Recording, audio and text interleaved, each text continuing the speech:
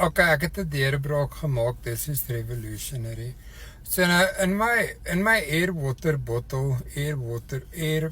bottle staan daar lift pot to activate the flavor. Jy weet, die instructions op die ding is non-existing.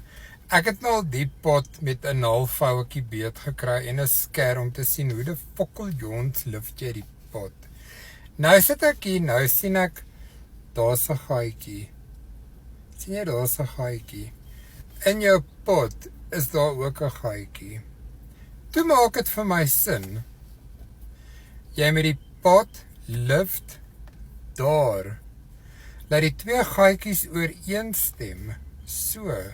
Nie daar nie. So. Dan as jy drink, dan kry jy die flavor experience. Ek sit nog die hele dag hier en suig aan hom soos 'n dou.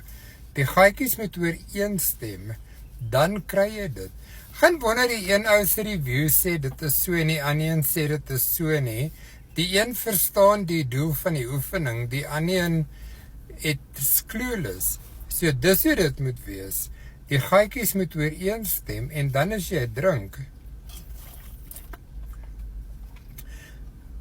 Waar was hierdie die hele dag gewees toe ek het nodig gehad het, maar soos kan iemand my net kom silly slap en my Susan noem, kan hulle nie sê, listen here, you daft cow, trek die ding boontoe, laat die twee gaatjies ooreenstem.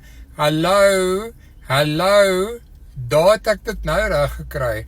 Na my 4de bottel, nou het ek dit reg gekry. Thank you very much. 'n Instruction manual sou soveel beter gewees het. Nou is dit flavored water. Nou is dit nice. Nou kan ek sê, hierdie bottel is Shanana, nadat ek 4 liter moes uitsuip om dit agter te kom.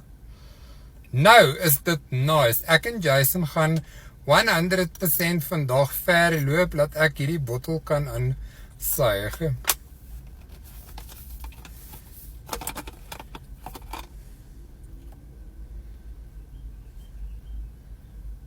Ek weet glad nie hoekom ek dit nou gedoen het nie, maar